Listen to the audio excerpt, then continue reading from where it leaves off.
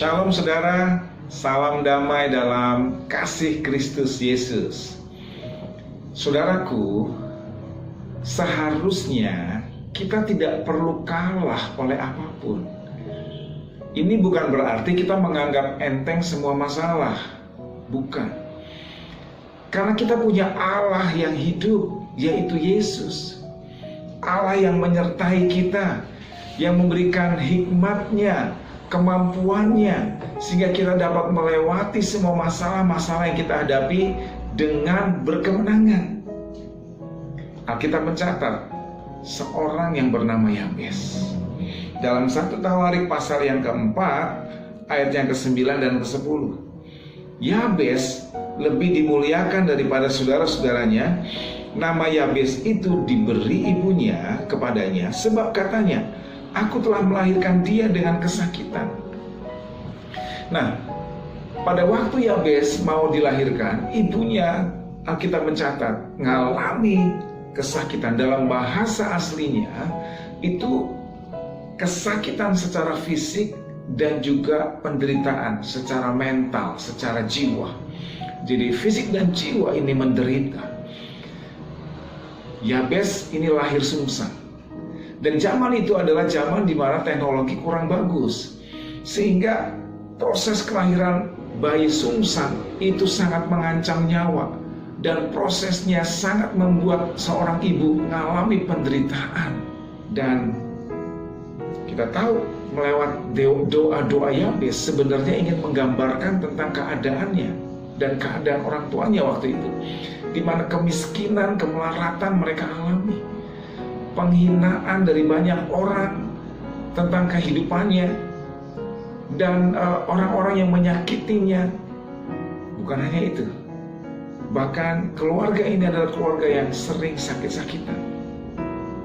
Jadi komplit, hati yang terluka oleh karena keadaan dan sekelilingnya, tetapi juga penderitaan yang dialami secara fisik, sakit-sakitan. Dan hari itu ibu ini harus melahirkan Yabes dengan sungsang. Nah, pada waktu Yabes akhirnya keluar atas pertolongan Tuhan, ibu Yabes mengumpulkan semua penderitaan secara fisik dan juga secara jiwa menjadi satu kata, yaitu Yabes, yang artinya kesedihan, duka, penderitaan. Dan nama itu diberikan kepada anaknya yang baru lahir, Yabes. Saudara tahu, Yabes bertumbuh dari bayi menjadi anak-anak sampai dewasa. Dan setiap hari dia dipanggil Yabes. Kedukaan, kesedihan, penderitaan, dan terus-menerus. Kita tahu, sebuah pernyataan yang terus-menerus diulang-ulang akan menjadi sebuah keyakinan, bahkan bisa menjadi sebuah takdir. Mungkin kata takdir itu kurang tepat, tapi akan menjadi sebuah identitas dalam dirinya yang akhirnya menakdirkan dia, karena dia mempercayai tentang itu. Yabes, Yabes, penderitaan, kesedihan, kedukaan.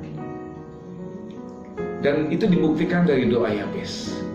Di dalam doa Yabes pasal 4 ini, 1 Tawarik pasal 4 ayat yang ke-10, Yabes berseru kepada Allah Israel, katanya, kiranya engkau memberkati aku berlimpah-limpah dan memperluas daerahku, dan kiranya tanganmu menyertai aku dan melindungi aku daripada malapetaka, sehingga kesakitan tidak menimpa aku. Dan Allah mengabulkan permintaannya itu. Doa Yabes menunjukkan tentang keberadaan dirinya yang melarat, keberadaan dirinya yang dikatakan, tanganmu aku minta menyertai aku dan melindungi aku dari malapetaka. Dia sial-sial terus hidupnya, bahkan sehingga kesakitan tidak menimpa aku. Dia sering sakit-sakitan. Ini kehidupan Yabes. Sampai pada satu titik Yabes sudah gak tahan lagi.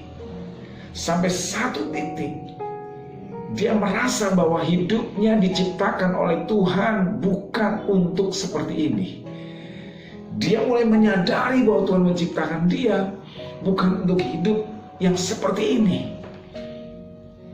Nah, disinilah dia akhirnya datang ke Tuhan, menembus akan semua batasan-batasan lahiriahnya, batasan-batasan alamiahnya.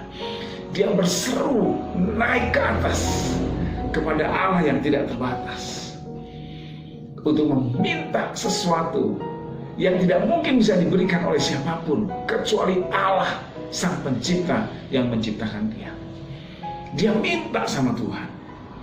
Apa yang dia minta? Berkati aku berlimpah-limpah, perluas daerahku. Dia minta tangan Tuhan menyertai dia, melindungi dia dari semua malapetaka. Dia minta agar kesakitan tidak menimpa dia. Saudara, ini sebuah permintaan yang sudah nggak bisa lagi ditahan, sampai akhirnya dia harus menerobos ke atas, ke tempat di mana Allah yang sanggup menolong dia. Dan menariknya, kalau kita baca pada ayat yang terakhir ini, di dalam ayat 10 bagian terakhir, Allah mengabulkan permintaannya. Ini dahsyat sekali. Saudara, Allah ingin saudara dan saya diberkati oleh Tuhan. Itu kerinduannya. Kalau saudara rindu Allah, lebih rindu lagi. Bahkan dia ingin agar tangan Tuhan itu menyertai kita dengan kuasa dan mujizatnya. Allah ingin agar kita itu tidak mengalami sakit-sakitan. Sebab dengan cara seperti inilah Allah akan dimuliakan dalam kehidupan saudara dan saya. Nggak mungkin Allah dimuliakan kalau saudara itu meminta-minta. Saudaraku, tidak mungkin. Inilah yang buat Yabes dimuliakan daripada semuanya. Nah, perhatikan ini.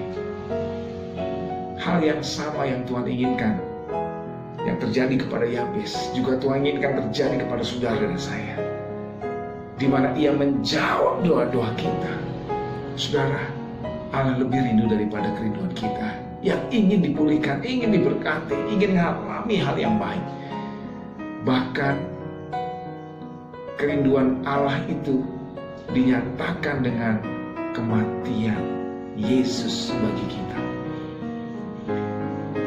Yesus menderita agar kita bahagia. Ia mengalami sakit agar kita disembuhkan. Ia menjadi miskin agar kita diperkaya dalam segala hal. Ia mati agar kita hidup. Ia bangkit. Dia ingin menunjukkan bahwa maut telah dikalahkan dan kita akan menikmati kehidupan yang kekal bersama dengan Yesus. Dia telah memberikan nyawanya, segala-galanya. Doa-doa Yabes akan menjadi kesukaan buat Tuhan, karena itu akan memuliakan Tuhan. Jangan takut berdoa. Ada harapan buat saudara. Jangan takut. Doa menembus batas. Sebab Tuhan yang kita sembah bukan Allah yang biasa-biasa, tapi Allah yang luar biasa. Nikmati sepanjang hari ini bagaimana engkau menembus batas-batas kealamiahan saudara, menjadi supranatural, supra-alami. Dia hidup bersama dengan saudara. Dia akan memberkati usahamu, memberkati rumah tanggamu, studimu, yang memberkati pekerjaanmu, karirmu diberkati Tuhan. Jangan takut kalau engkau ada di tempat yang paling terpuruk saat ini, sebab sebentar lagi Tuhan akan mengangkat engkau naik melewati batas-batas yang kau bayangkan. Tuhan memberkati saudara. Haleluya. Amin.